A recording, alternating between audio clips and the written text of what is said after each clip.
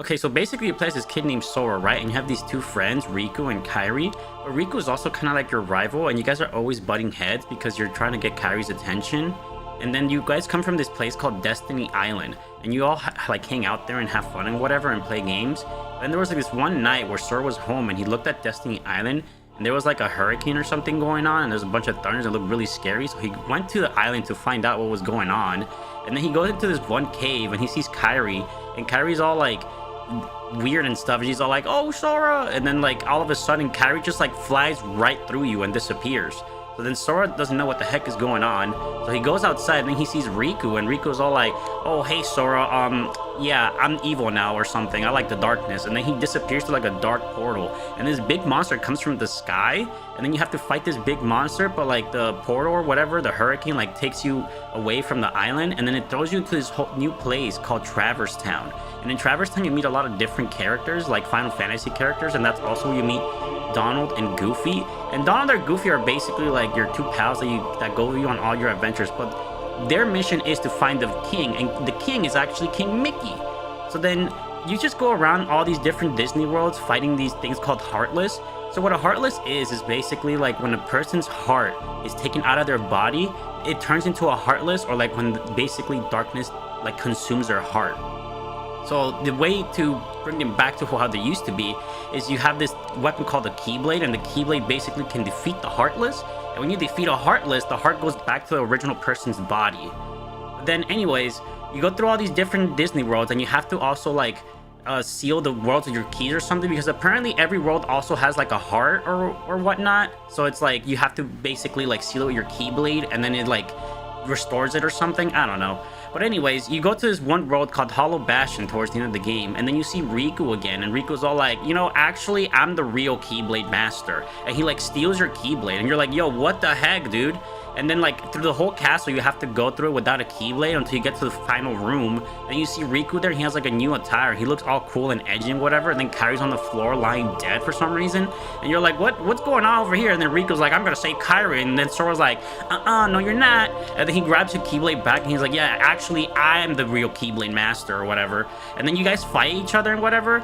And then like you defeat Riku, but then you find out that Kairi's heart is actually inside of you, like Sora. So then the only logical explanation that Sora has to be able to free Kairi's heart is to stab himself with the Keyblade, which basically releases Kairi's heart and goes back to her body. But at the same time, it also releases Sora's heart, and because it releases Sora's heart, Sora turns into a Heartless. And then when he's a Heartless, he like goes around the castle or whatever, and then Kairi sees the Heartless, and Kairi's like, "Oh, that's Sora!" I don't know how she knew, but she just did. And so she goes up to the Heartless and like hugs it, and then that restores Sora and brings him back to its original form. Don't ask me how, because that's the only time in the series that happens, and it's the only time it was possible.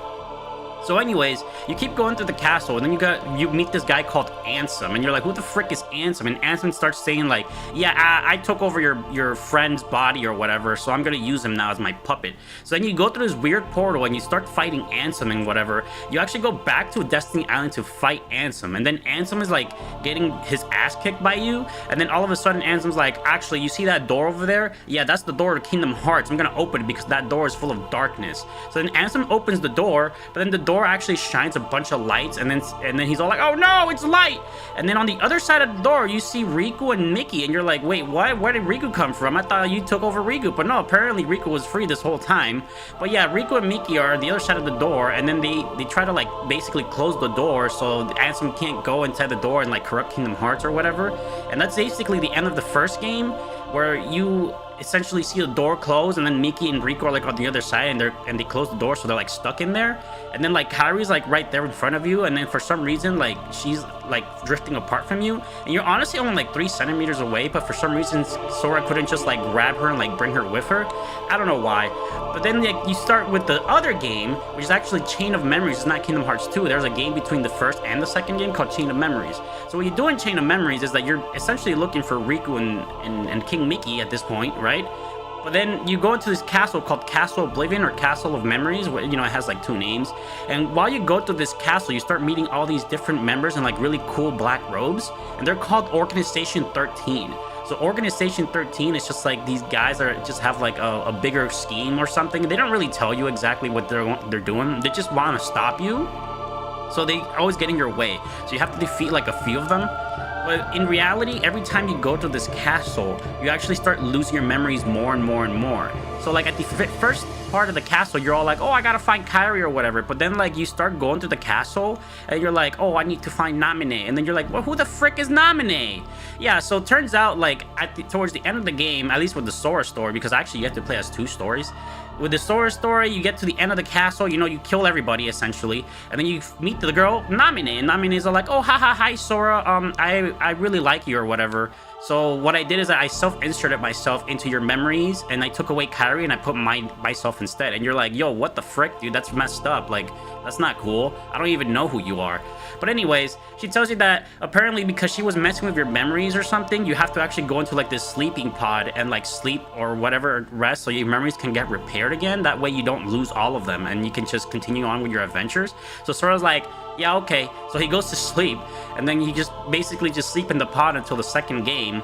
And then that's when you can actually play as the second story, which is the Riku side of the story. But then the thing is that like Riku also goes to Castle Oblivion, but Riku doesn't lose his memories because apparently Namine can only affect Sora. Why? I don't know. I'll tell you later. But anyways, you go as Riku through this castle, you also see some organization members and you start fighting them or whatever. But then like towards the end, you see like this other Riku and you're like, wait, why am I seeing myself? And then apparently this other Riku is a replica of you. And then, but then he's all trying to convince you to be like, yeah, actually you're the replica, I'm the real Riku. And then Riku's like, no, you're not.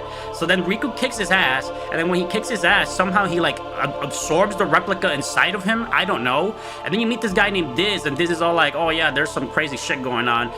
He doesn't really explain anything. But towards the end of the game, you're still with like King Mickey. Somehow you guys like get together again, and then King Mickey like is essentially helping Riku, trying to take over the darkness of his heart, like to control it. That way he can use it to his advantage. But then we get to the next game, which is Kingdom Hearts 2. And then in Kingdom Hearts 2, you don't even start as Sora. You start as this kid named Roxas, and you're like, who the frick is Roxas? But then Roxas lives in this place called Twilight Town, and it's all like happy and whatever, and he has like these friends, and then it all starts like glitching out, and you're like, what's going on over here? So it turns out that Roxas later finds out that he's actually in a simulation. He's in a fake world. And then the reason why he's in this fake world is because he has to go back into Sora. Why does he go back into Sora? I'll explain that later. But basically, Roxas has to go back into Sora. He meets Namine or whatever, and Namine's all like, hey, you gotta go back into Sora so he can wake up. And then Roxas is like, man, I want to be my own person. But he's like, all right, whatever, man, I'll just freaking go and stuff. And so like eventually, after he breaks the console, because he breaks the freaking like computer that controls the whole world, he goes back into Sora, and then Sora wakes up, and Sora's all like, hi, what's up? I'm back. And then Sonald and Shufi over there, they're all like, and then they're like, hi, Sora, you know. And then you get together again, and you're like, okay, let's go meet this wizard called Yen Sid. So Yen Sid, funny enough, it's just Disney backwards, but it's like a great magical powerful wizard. And apparently he's like the guy that decides like who becomes Keyblade Masters and like whatever, something like that. He gives you trials so you can become like a Keyblade wielder. I don't know, but anyways, he gives you new clothes, and then he's like, all right, Sora, you gotta go through all these worlds again and like, you know, do the same thing you did in the first game. So you basically do the same thing you do in the first game, and then you get back into Hollow Bastion, which is the last world again. Yeah, everything in between doesn't really matter because it's just a bunch of like, you know, advertisement for Disney franchises. So that it's like really not important to the plot. But anyways, you go back to Hollow Bastion. You meet some of the organization members as well throughout your journey, because apparently you didn't kill them all or something, I don't know. But you go back to Hollow Bastion, and then you have like this gigantic Keyblade war, or not Keyblade war, but like it's like you get this war where you just fight like a ton of Heartless. And also there's a new enemy in this game called the Nobodies. So who are the Nobodies? So apparently when you kill somebody, or well, not kill somebody, when a heart comes out of somebody's body and turns into a Heartless, that body is empty. So when that body is empty, that body turns into another monster called the Nobody. But apparently if you have like plot armor and you have like a lot of will and determination or something like that, your Nobody can actually turn into like a clone of yourself that looks exactly like you, but they can speak and have their own thoughts and everything. They just don't have a heart apparently, or something like that. I don't know. But anyways, in this place called Hollow Bastion, again, you meet this guy called Ansem the Wise, and you're like, wait, what the heck? I know an Ansem, but yeah, apparently this is like a different Ansem or something. So this Ansem, he was studying hearts, and he was studying how hearts and emotions work. That way he can understand them better and like, I don't know, do science stuff. And he had this apprentice called Xehanort with him, and Xehanort was like, oh yeah, I'm studying hearts too, but like I'm just gonna study like the darkness of how it affects hearts. So they were all like, yo, you're freaking weird, man. But apparently that's how Xehanort was able to create Ansem the Heartless version. Not Ansem the Wise, but Ansem the Heartless, which also just looks like the regular Ansem. I don't know. But then he also was able to split his heart and, you know, make Ansem the Heartless. And then he also was able to split his body and create his Nobody. And his Nobody is called Xemnas. And Xemnas, it so happens to be the leader of the Organization 13. So then the Organization 13 at the end of the game, he's all like, oh, I'm Xemnas, I'm evil. And he talks with a really dark voice and he looks really cool and sounds really cool. So he's all like, I'm gonna summon Kingdom Hearts and I'm gonna take over Kingdom Hearts because Kingdom Hearts is darkness. You know, I don't know, he says some weird shit like that. But anyways, he like summons Kingdom Hearts, and then Riku, like, you find Riku again, by the way, in the castle. I forgot to mention that. You find Riku again, and then Riku's all like, oh, I look like Ansem, the Heartless version. And then Sora's like, well, why do you look like like Ansem, the Heartless guy? And then Riku's all like, well, because I still have darkness in my heart, and I'm trying to control it. And then I used it one last time, and now I'm permanently like this, or something. I don't know. But anyways, Xemnas summons Kingdom Hearts, and Kingdom Hearts is basically like this really big heart-shaped moon, and it looks really cool and nice. And Xemnas is like, I'm gonna control it. And then you can see like a bunch of hearts like go to Kingdom Hearts, because like that's like where the hearts go. The Kingdom Hearts is basically just full of hearts, essentially. And Xemnas is all like, yeah, I'm gonna do it or whatever. But then like you're like, no, you're not. So like you start fighting Xemnas, and then Riku joins you, and then Riku somehow just turns back into normal. I don't know why. But then you start fighting with Xemnas and Riku and Xemnas and Sora. So Sora and Riku fight Xemnas, and then you basically defeat Xemnas, and Xemnas is like, how can this be? Kingdom Hearts is mine, it's darkness. And then Sora's all like, nah, it's actually light because I got this Keyblade and I did it, yay. So yeah, you defeat Xemnas, and then like everybody just kind of goes like, oh, okay, so now we gotta do some other stuff.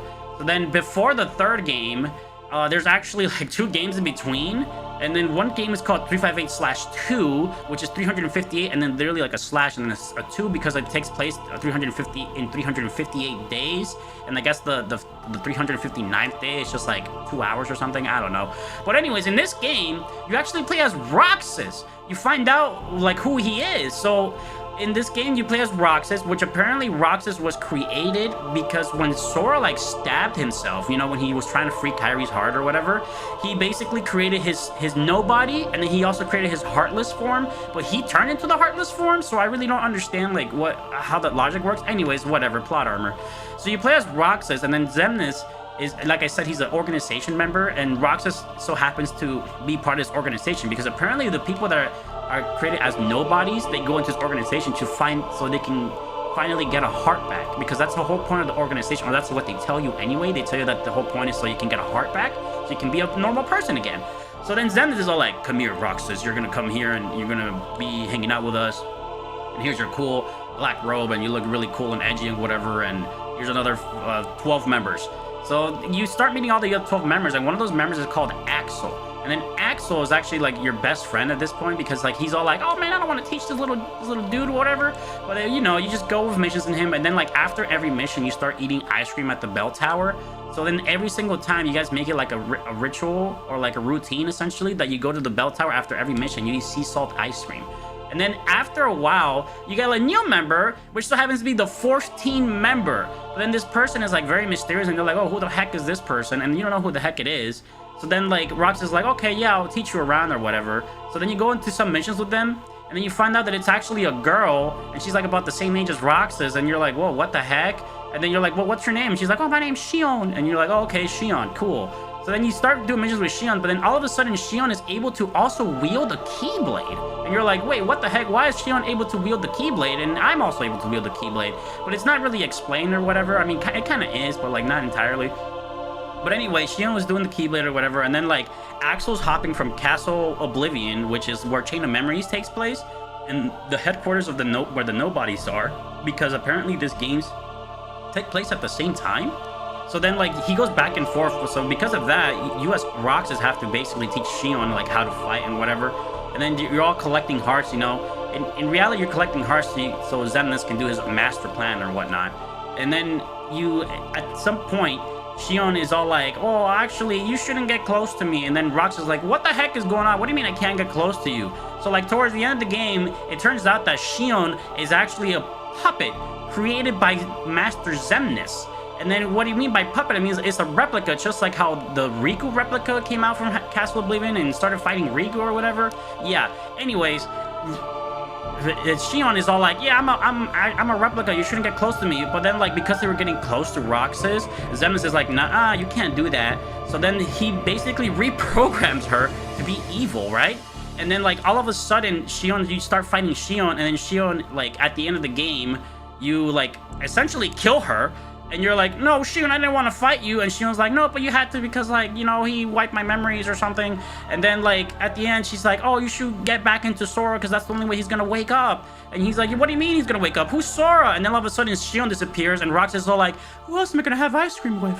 But then basically, Riku shows up and Riku tells Roxas, like, hey, man, you gotta go back into this guy because this guy has to, like, wake up and, like, save the Earth or something. You know, he has to save this whole universe. And Roxas is all like, man, I don't wanna. So because Roxas didn't want to listen, they basically trapped him in a digital version of Twilight Town. And yes, that's why in Kingdom Hearts 2, you play as Roxas. Because that's basically the continuation of, like, when he got trapped into that digital world. So anyways, the next game, it's actually not Kingdom Hearts 3 still, it's actually Kingdom Hearts Recoded. And why is it recoded? Well, because Recoded technically came out before 358/2, but that was only in Japan and it was on mobile games. And then, like, in the West, it came out a few years later after 358/2, which is why it's the next game. So in this version of the game, oh, by the way, when you were a Sora, you had Jiminy Cricket with you, and Jiminy Cricket, like, he's been writing down, like, all your adventures and stuff. And then all of a sudden in this game, that journal where Jiminy Cricket was, like, writing things down, like, things just started to disappear, and, like, a bunch of cryptic messages started to appear in the journal, and you're like, well, I didn't freaking write this. What the hell's going on? So then Jiminy Cricket goes to Chip and Dale, and Chip and Dale's like, okay, why don't we just do, like, a digital scan of this book into our computer, and then make a digital recreation of all the adventures of whatever's written in this book. I don't know how that worked, but it, you know, Disney magic, I guess. And then, so they make a whole digital version of, like, all the adventures that you went through in the first game in Kingdom Hearts. And they also make a digital Sora. Yeah, I don't know. But digital Sora is in charge of basically, like, fighting all the bugs and glitches inside of the journal and stuff like that. So, like, you fight all these journals and you start, like, finding out what's going on. And then all of a sudden you get a digital version of Namine. And then Namine is all like, oh, hi, digital Sora. By the way, all these things are happening because, like, I messed with Sora's memories and by accident. So, like, everything's, like, getting fucky-wucky. So Digital Sora's like, oh crap, I gotta tell this to King Mickey. So he goes and tells King Mickey, and then King Mickey's all like, ha, you know, and then all of a sudden he's like, turn the fucking computer off, get that motherfucker out of here. And then Digital Sora just dies because they turn off the computer. He's like, no, you know, like, it's like one of those, like, adventure, you know, like when Thanos snaps his thumbs. It was like one of those moments.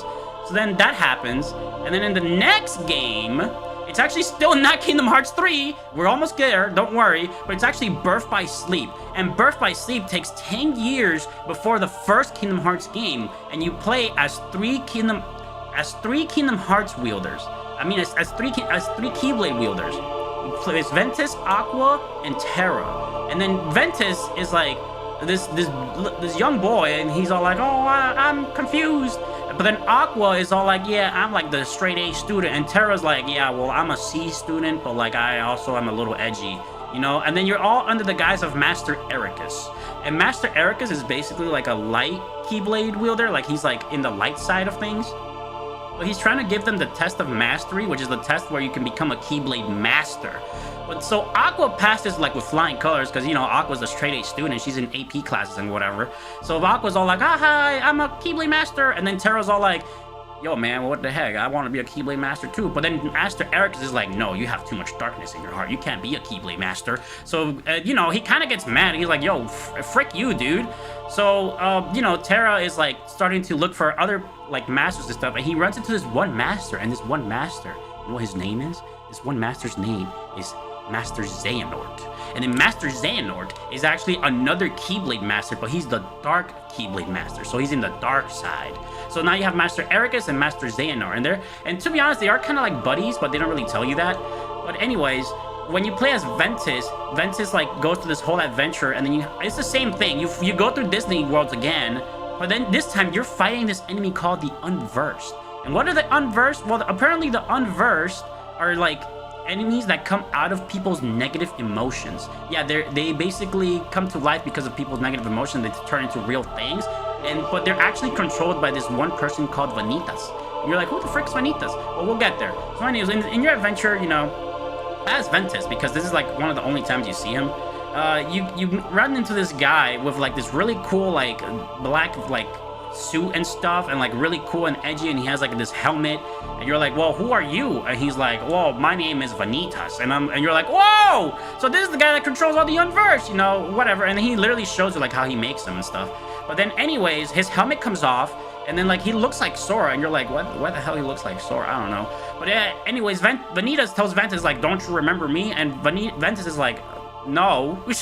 So Ventus then all of a sudden, you know, he had amnesia, but then everything just starts rushing back into his memory. He's like, whoa, you know, he's like this really big magical moment. But yeah, apparently Ventus, before he was being trained by Master Ericus, Master Xehanort came over here, and he's like, hey, Master Ericus, you know, actually I can train Ventus, you know, I can train this boy. Yeah, I can do it. But in reality, Xehanort, the only reason why he was trying to get to train Master Ventus was because like he wanted to summon this thing called the Keyblade. So the Keyblade spelled with an X, it's like a Greek word for key, I guess. And the reason why he wanted to summon the Keyblade is because if you have the Keyblade, you're able to control Kingdom Hearts. So what he did is that like he basically forced Ventus to do like, you know, he was torturing him. He's forcing him to do all these things. And then he's like, I want you to turn into evil or whatever. And Ventus is like, no, I don't want to be evil because I like my friends and I'm really good. I'm a good boy. So then Master Xehanort was like, okay, if you're not going to be evil, I'm going to suck the darkness out of your heart. So he sucks the darkness out of his heart, and he creates Vanitas. So Vanitas is basically like Ventus's, like all the darkness in his heart is inside of Vanitas. And Ventus is just pure light at this point. So because that didn't work, you know, at the end of the game, like there's like this big fight, and then Master Ericus finds out what Xehanort was trying to do with Ventus. So to Master Ericus, the only logical solution was, oh, I gotta kill this motherfucker. So Master Ericus was about to kill Ventus, but then Terra runs in, and Terra was like, dude, what the heck? And then, you know, so like Ericus is like, no, wait, Terra, no, I'm not, no. And then like Terra just freaking offs this guy, and he's like, I saved Ventus. But then actually that's what Xehanort wanted, because Xehanort wanted Ericus to be out of the picture, that way he can control Terra. And then freaking at the end of the game, you go into this place called like the Keyblade Graveyard, where there's like a bunch of Keyblades everywhere, because apparently there was like a huge Keyblade war like many years ago. So then in this final showdown, you fight is Ventus versus Vanitas, and then this Aqua versus this guy named Braig. And you're like, well, who the frick is Braig? So there's like this Organization 13 member called Xigbar, and then Xigbar is basically the nobody of Braig. So you're actually fighting Xigbar before he became a nobody as Aqua. So Aqua fights Braig, kicks his ass, he freaking like leaves or whatever, but Terra fights Xehanort. And then Terra, you know, sadly, he doesn't win the battle. But then Xehanort is all like, I'm gonna take over you. I'm gonna use my darkness because I'm able to take over people or whatever. So what Xehanort does is like he takes over Terra, and he basically takes over his body. He goes inside of his body because he's like, yeah, I'm getting old, so like I gotta go inside of you. So like he takes over Terra, and then Terra turns into Terranort or Terra Xehanort. Yeah, Terranort's like just what everybody calls him. But then Aqua sees this, and Aqua's like, no, get my best friend back. And then so like they try to like fight each other. So Aqua's now is fighting Terranort, but then Terranort's all like, you're not going to defeat me. So what he does is that he also like stabs himself and creates like this dark portal, and he sends Aqua into the dark realm. So Aqua at this point is like stuck in this dark realm, while Terranort for some reason loses his memories. And then you know what he does? He goes to this place called Radiant Garden, which by the way, Radiant Garden is actually the name before Hollow Bastion. So then he goes to Radiant Garden, and he goes study how hearts work and emotions with, you guessed it, Ansem the Wise. So anyways, in the next game, which is actually still not Kingdom Hearts 3, there's still another game. It's called Dream Drop Distance. So in Dream Drop Distance, you actually go back into playing with Riku and Sora. But this takes place after Kingdom Hearts 2. And then what you do is that, like, you go to Master Yen Sid, and Master Yen Sid's like, oh yeah, you guys need to pass your you know, your mastery test. You need the Keyblade mastery test. You guys gotta awaken your inner power. So then he tells Riku and Sora that they have to go again in these adventures through these worlds, because apparently, like, a bunch of the worlds that you went through and like some new ones, they've been like breaking and then like re-amending and then breaking and fixing like constantly. They just never stop doing this for some reason. I don't know why. But anyways, he tells Sora and Riku, like, yeah, you guys gotta go and fix these worlds or whatever. And then while you're doing that, that's how you're gonna be able to, you know, get your super secret powers or whatever. So in the whole game, you essentially like swap between Riku and Sora all the time. Like, Riku would go to sleep, and then like Sora wakes up, and then Sora will go to sleep, and then Riku wakes up. So like that makes me think like this whole game takes place in like a dream adventure or something. I don't know. I think it's all in their minds or something. But in this game, you actually fight a new enemy type, and they're called the Dream Eaters. And guess what they do? Exactly, they eat dreams. They eat dreams, and apparently they give people nightmares. But like at the same time, if you defeat them, you're able to turn them into good Dream Eaters, and you can use them to fight like other Dream Eaters and whatever. So anyways, you're going through this adventure, and then like towards the end of the game, again, it's always towards the end of the game because everything else in between is it's just like Disney bloat, so don't even worry about it. But yeah, towards the end of the game, you're Sora, and then you get into like the you know, like the Organization 13 like their headquarters essentially. And this is, you're gonna have to start paying attention now, because this is where it gets really complicated.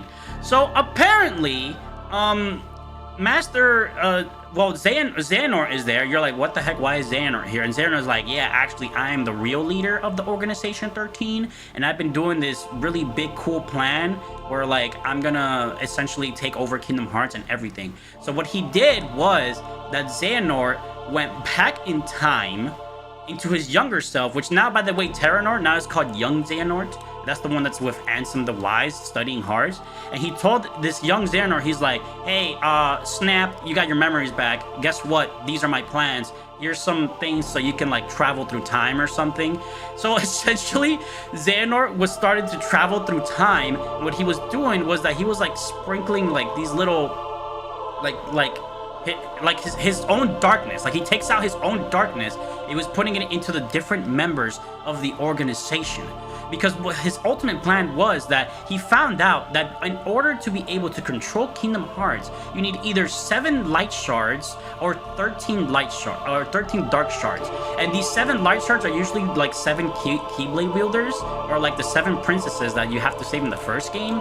But the 13 dark shards are obviously much harder to come by, because like there's not a lot of like evil people. There's only like a few. So he made Organization 13. That way he can like basically put his own darkness into all these people and turn them into dark shards. And then when you get the dark shards, you essentially are able to summon the Keyblade. So that's how, remember that time where I told you like Ventus was fighting Vanitas? Yeah. So Ventus and Vanitas fought, but like they actually fused together into making the Keyblade. But then because Ventus won the battle, the Keyblade essentially exploded. So the only other way to get it back was to basically like grab these 13 shards and put him back into the Keyblade. That way you can summon it, and then you can control Kingdom Hearts. And also, by the way, in that battle when Ventus died, he didn't really die. Like, he went to sleep and his heart like left and went into like Sora's heart for some reason. And that's the reason why Sora, when he stabbed himself and created a nobody, it looks like Roxas, because Roxas is actually secretly Ventus's nobody. So that gives you the question, well, does Sora have a nobody? Probably not, to be honest. All that was possible just because he had, like, you know, Ventus's heart inside of his. But anyways, Xehanort wants to grab all these 13 darknesses so he can summon the Keyblade, so that he can control Kingdom Hearts and he can take over the world. But then Sora's like, you're not gonna do that. But then Xehanort was all like, yeah, I am. But apparently he only had like 12 members, because remember in Kingdom Hearts 2, you basically killed like all the other members at this point. Or you don't kill them. They went back to normal, because, you know, when you kill a nobody, they just go back to their normal selves. So anyways, he was like, I'm gonna kidnap Sora. So he kidnaps Sora, and like he's about to turn Sora into the 13th member, like against his will, by like, you know, sprinkling some of his dark energy into him. But then all of a sudden, Axel comes out of nowhere and like saves the day. And then Xehanort's like, oh no, how could you? And then like Sora goes free, and then, you know, like they just get the frick out of there. And then they go back to Master Yen Sid, and then Master Yen Sid's like, ahaha, Riku, you passed because you are a good boy. Sora, you failed because first of all, you didn't even unlock your power, and also you almost got turned into another Xehanort, and like you almost freaking like turned evil. So like you're gonna have to do this whole thing all over again. So Sora's like, oh geez, you know, whatever. Anyways, that's the end of that game. So then the next game, which is still not Kingdom Hearts 3, by the way, it's actually Kingdom Hearts .2, Birth by Sleep, a Fragment Memory, whatever. Anyways, the point is that in this game, it's very short. You play as Aqua, only Aqua, and you're actually stuck in the realm of darkness. You're in the dark realm as Aqua, and you're trying to find a way out. And then during this little adventure that you're having, you actually find another Aqua, and it's like the dark. It's like an illusion Aqua, and you have to fight illusion Aqua, and you kick her ass or whatever.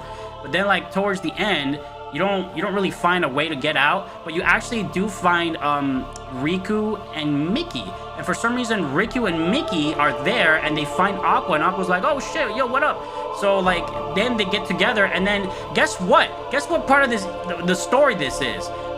Apparently, Riku and Mickey, they're in the dark realm because this is the part of the game where in Kingdom Hearts 1, where you see the big door where Ansem opened it, and then like there's Riku and Mickey there. Yeah, this is that part of the game.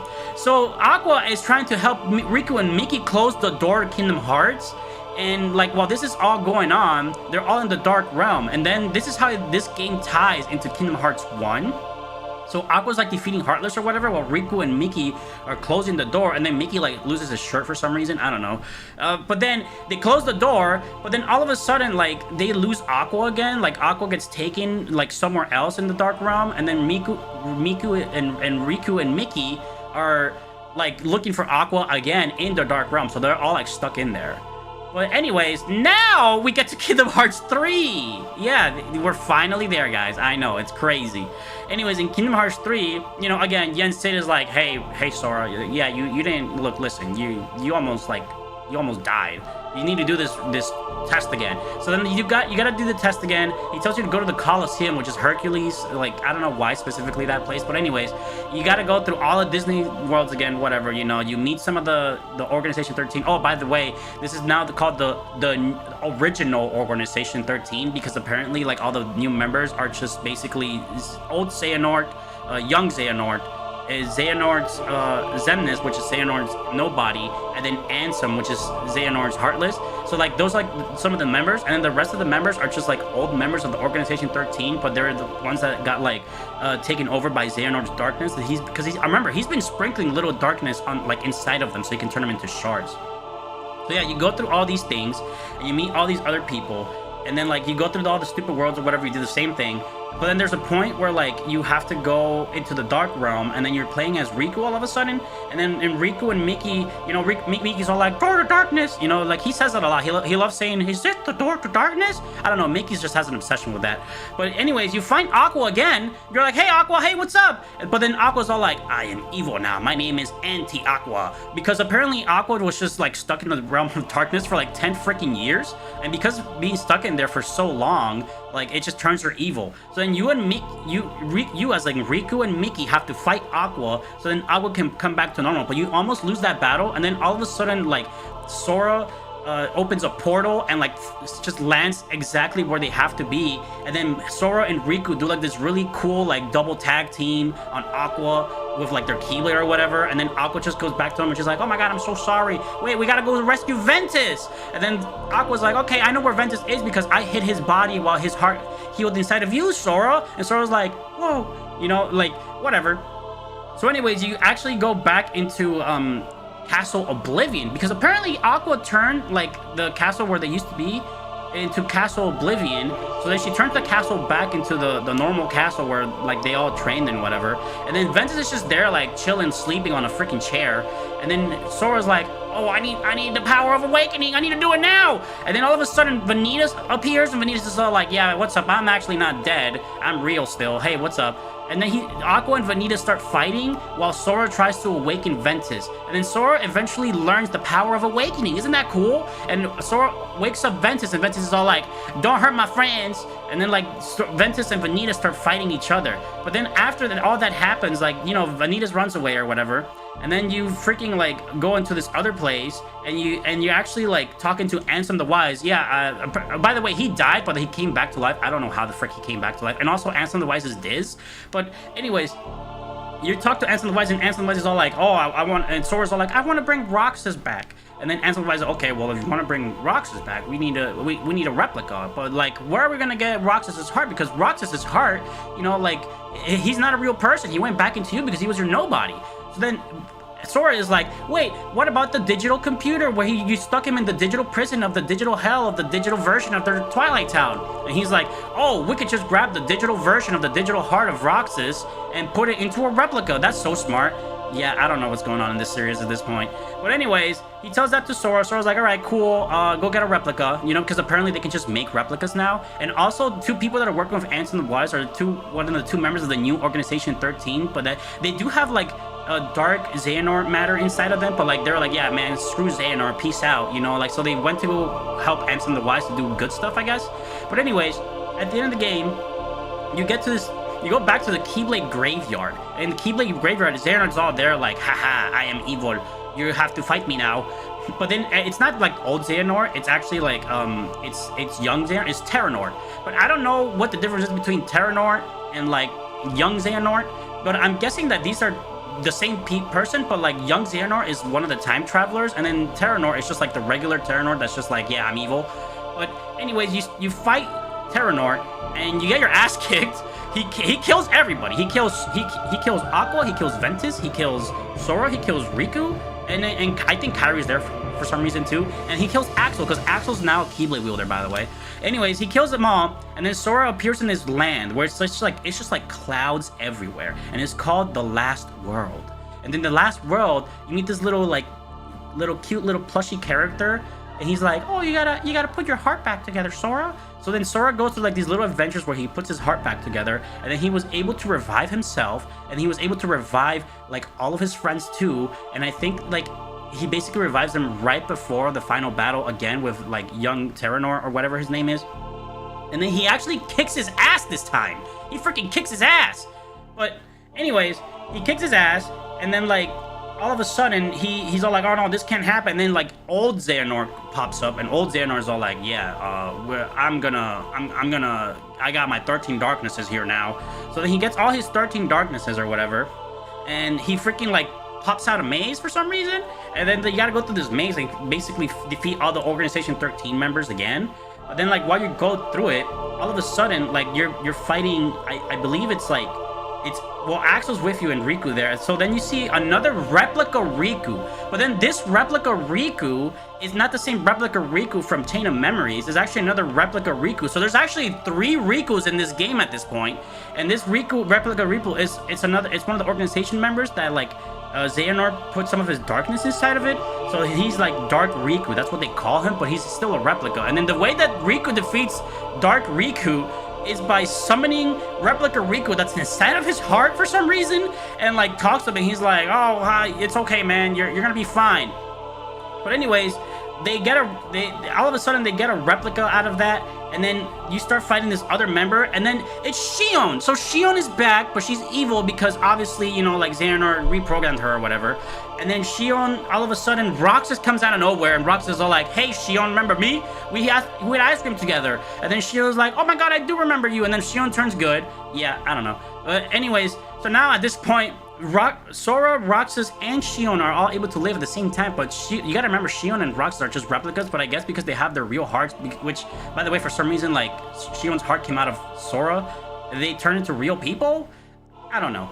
But anyways, at the end of the game, Xehanort is all like, oh man, you know, like, you're killing all my dark apprentices or whatever, but actually that's what he wanted, because you're defeating all the Organization 13 members, they're turning into the Dark Shards. So Xehanort is like basically collecting all the dark shards so he can summon the Keyblade, so then he can control Kingdom Hearts. So then at the end of the game, he only has 12. And he's like, I need one more shard. So what he does is that he freaking like kidnaps Kairi. And then Sora's like, no, Kairi! And then Sora goes after Kairi. He goes to like this portal or something. And then Xehanort all of a sudden like just freaking murders her. He murders Kairi and turns her into the 13th shard. And then he freaking summons like the Keyblade, and then he freaking looks at Kingdom Hearts and he like points at it and like he shoots it or whatever, and then freaking Kingdom Hearts turns into like a dark version of Kingdom Hearts, and it starts like raining darkness or whatever, and then Mickey's like, oh no, and then Mickey like stops time and tells Sora to go through this portal or whatever. So you appear in this other portal, and then there's like old Xehanort again, and you have Donald and Goofy with you, and you start fighting like you start fighting Xehanort, and then Xehanort, you know, he's all like, oh, I'm all powerful, and then Sora's like, no, you're not. So like you start fighting him, and then you freaking like defeat this guy, and then Xehanort is all like, no, how can you defeat me? And then all of a sudden, Master Ericus comes out of the fucking blue, like if it's Star Wars, you know, he's part of the Force or whatever, you know, he's just a ghost covered in light. He's like, hey, old friend, why don't we go and have some tea or something? Yeah, apparently, like, they're all cool at the end, and then they just freaking, like, fly away or something, and then Sora's all like, well, I gotta save Kairi, but the only way I can save her is by using my power of awakening, but if I use it one more time, I'm gonna disappear forever! So Sora basically sacrifices himself so he can bring back Kairi, and then Kairi is all like, oh no, Sora, where are you? So at the end of the game, essentially Sora freaking dies, or not really, he just disappears because he used the power of awakening, and then like Kairi is all like, I gotta go look for Sora now because I love him or something. But then there's like another secret ending where it's like goes back to the Keyblade graveyard, and then you're not gonna believe it, but there's like this dark box, and then there's Keyblade, and then it's like this guy, it's Xigbar. It's freaking Xigbar from Organization 13, because apparently the whole lore of Kingdom Hearts, which by the way, this was told in a mobile game, is that there was like a huge Keyblade war many years ago, way before all the games, where this guy called the Master of Masters was like, he had like this Keyblade with like an eyeball, and the Keyblade was able to tell him like the future as long as the Keyblade was in the same room that it happened. So what he did was that he listened to this Keyblade, and he started writing this book called the Book of Prophecies, with everything that the Keyblade was telling him. So the Master of Masters had 6 apprentices, and then one of the apprentices, he gave him the Keyblade, and he gave him this like black box. And he was like, hey, don't open it. And also, carry this Keyblade and pass it down whenever you feel like it. But then all the other apprentices, he gave them a copy of the Book of Prophecies. But what he didn't tell them was that this Book of Prophecies, it was written differently in every single book. So they all had a different copy of the Book of Prophecies, and it's supposedly one of the books said that there's going to be a traitor among them. And because of that, they didn't like each other. So like they started basically like making factions and then fighting each other. And that's why there was like this whole big Keyblade war, because all these factions were just fighting each other. Like all the Keyblade wielders were just fighting each other all the time. But then the guy the Master of Masters, the one that he gave the Keyblade to with the box, his name was Lushu. And Lushu so happens to be Xigbar. So Xigbar this whole time is actually like, oh, actually I'm the real like villain of this whole game or whatever. And he summons like the other apprentices in the future. He's like, yeah, hey, what's up guys? Look, I got the Keyblade in the box, and I'm gonna go do what I gotta go do best. And that's basically like the whole story of Kingdom Hearts. See, it's not that hard.